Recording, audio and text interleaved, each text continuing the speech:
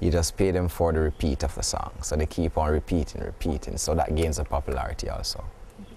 And I also want to ask you, when you build the rhythm, and let's say Movado hooks onto that rhythm, what is the procedure in terms of Movado? And let's say, for instance, Binnie Man wants to go on that same rhythm. How does it work? Is it a first come, first serve basis, or there are criteria that 2, 3, 4, 5 people? Because normally I hear 5, 6, 7 people on the same rhythm. Well, in Jamaica, as you know, we have a lot of acts. So sometime when I record on one of my rhythms, I'll have like 16 artists, 12 artists, 11, 8 artists.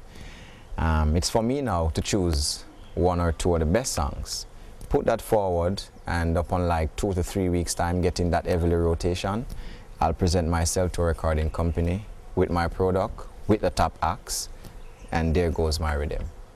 Okay, so you do the pilot. Yes. You put it on the station. Yes. You get the airplay. Yes. And then you take it to the bigger producers. Yes. Upon getting that public recognitions, then I'll take that thing that I have with the rest of artists. So say for instance, I'll do 6 songs first. Okay.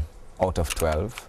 So you know, after getting that 6 songs being heavily rotated, I'll compile my album, get my logos properly put together, and then I take it as a presentation to one of the big companies, VPs, or one of those companies that comes out of Jamaica. So after you take it to the bigger companies, in terms of, as we say, much talk about in the Caribbean, or the whole issue of copyright and so. Yeah. Does it remain years after you take it, or once they take it over from you, it's no longer? It depends on the contract that we, on the dialogue, whatever we decide. Persons will shed interest in having the rhythm to themselves, as also I can share ownership. Okay. So if a company wants to buy the rhythm, then they have to also pay the artist for the song. So it's going to be a compilation. So decisions will have to be made.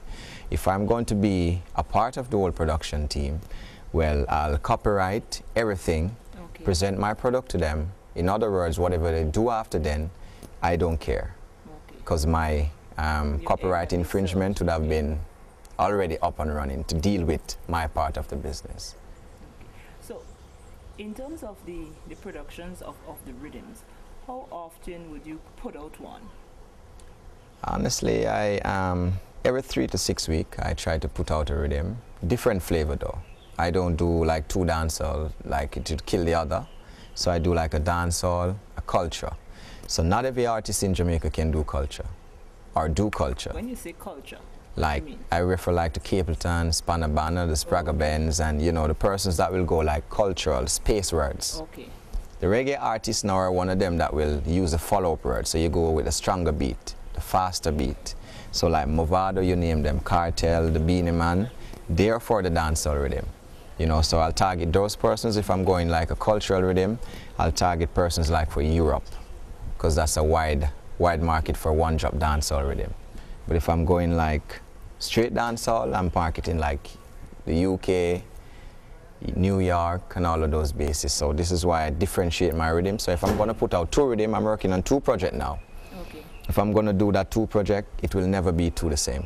Okay, because I was going to ask you in terms of the actual mindset that you have to be in, because you would just put out a rhythm to ensure that there isn't really much of a similarity. Similarities. The one you put out this week, when you go the next couple of weeks, it is not the same. Not the same, not the same. How does it work?